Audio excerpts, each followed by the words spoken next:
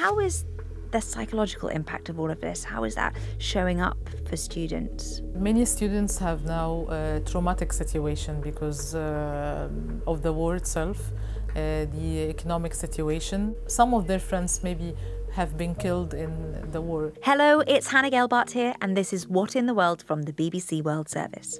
Sometimes studying can feel relentless. You've got deadlines, exams, late nights staring at your notes. Maybe you're longing for a day off, or you just can't wait to get to the point where you never have to open that textbook again. But what if your school or university closed suddenly and you didn't know when or if you could go back? That is what has happened for millions of students in Sudan, where there's been a civil war for over 2 years. So how do you continue your studies when a war breaks out? Before we get into what's happening with students, I want to give you a quick snapshot of Sudan. It's in northeast Africa. It's one of the biggest countries on the continent. It's mostly Muslim, and it's also one of the poorest countries in the world. The civil war there started back in 2023 when two generals who were once allies turned on each other. One of them is the leader of the Sudanese army, and the other runs a paramilitary group, the RSF, or the Rapid Support Forces. And since then, the two have been fighting for control, and this has devastated the country. More than 150,000 people have been killed, and around 12 million have had to flee their homes.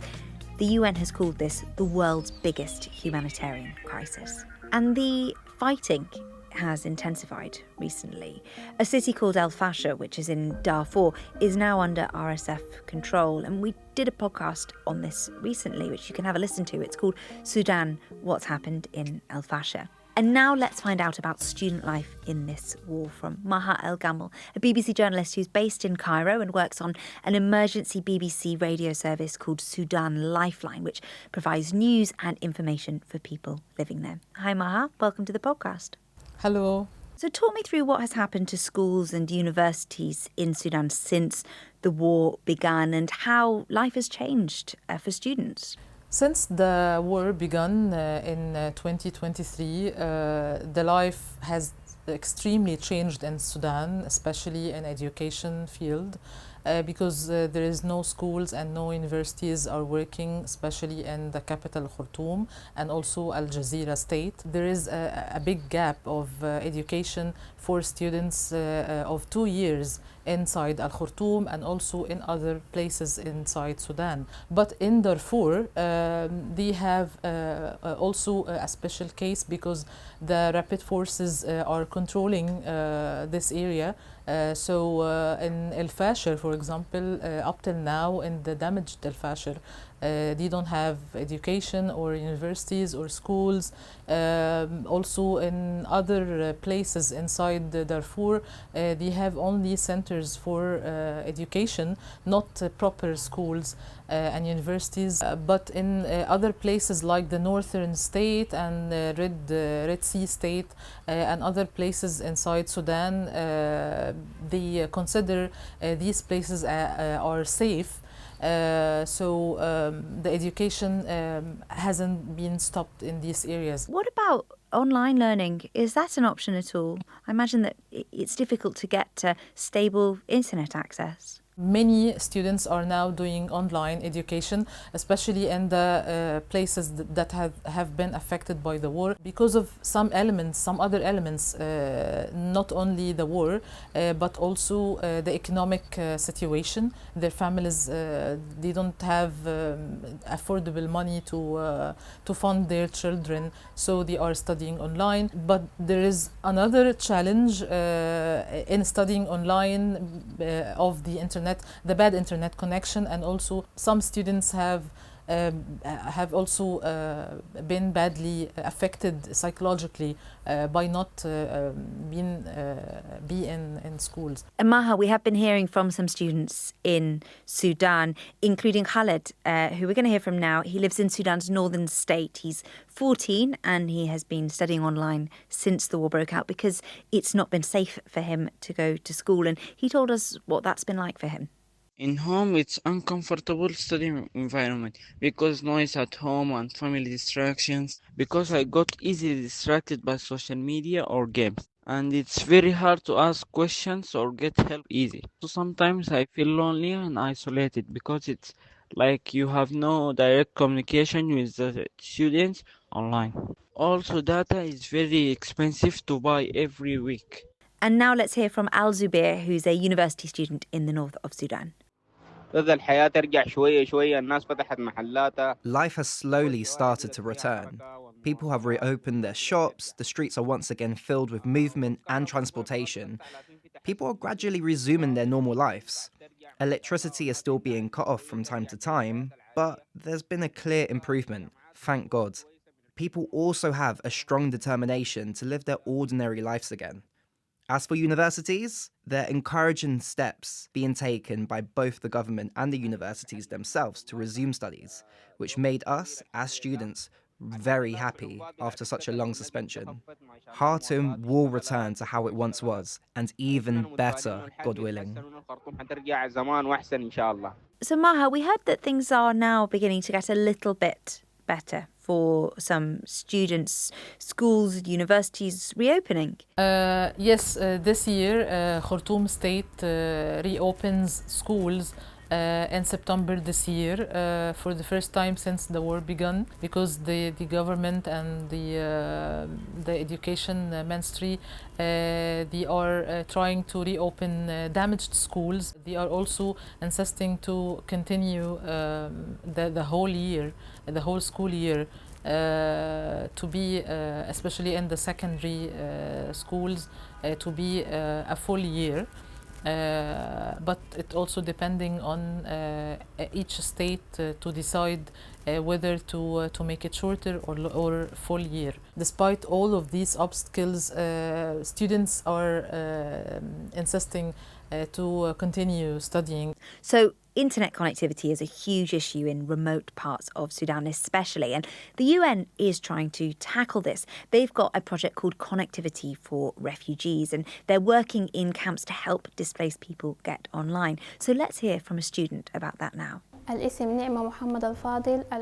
My name is Nima Mohammed Afdil.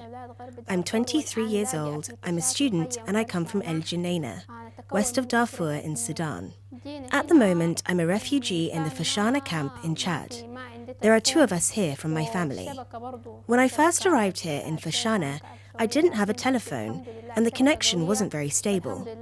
But now, since the connection works well, I can connect easily and get in touch with people easily. I'm studying English.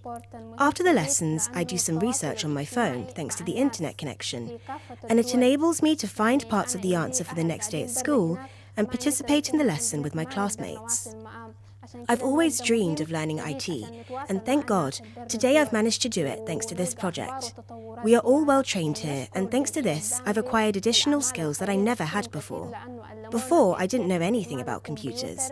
But now, thank God, I've learned to use software like Word, Excel, PowerPoint. I know how to do emails and research on Google.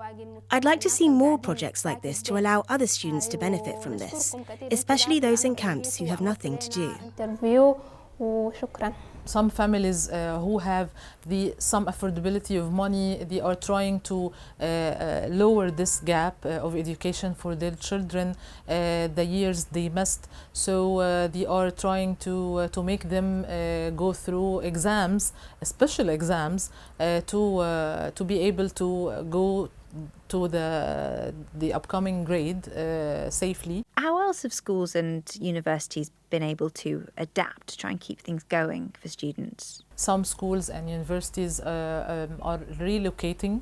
This is because of the school itself is damaged, or it was sheltered before. For example, in Kordofan, they have to move the displaced people from inside the school to make sure they can open it. How is the psychological impact of all of this? How is that showing up for students? Actually, many students have now a traumatic situation because of the war itself.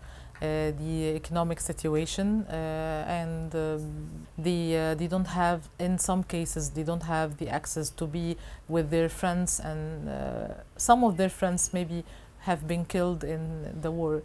So it has a big psychological effect on students when they also have the gaps of years with no education. In places where there is still education, is there support for students in terms of managing the psychological impacts, the devastation, the trauma, the things that they're witnessing and seeing and experiencing? Yes, I spoke to some of the teachers who are trying now to do this effort, this extra effort to mentally help the students to be fine. This is also a challenge because teachers themselves, they don't have enough money or salaries to do all these efforts. Some of the students are now thinking of how to continue studying in university and finding jobs. This all depends on the situation of the war in Sudan. Of course, the priority for them will be keeping themselves safe and living through, surviving what the country is going through right now. Maha, thank you so much for speaking to us. Thank you. Well, that is it from us today. But if you want to find out more about this story or about the history of Sudan, there is lots of information on the BBC News website. And while you're here, please do check out some of our other episodes. You can listen wherever you get your BBC podcasts or right here on the BBC World Service YouTube channel. And while you're here, please do like, subscribe to our playlist, drop us a comment. We would love to hear from you. I'm Hannah, and this is What in the World from the BBC World Service. We'll see you next time.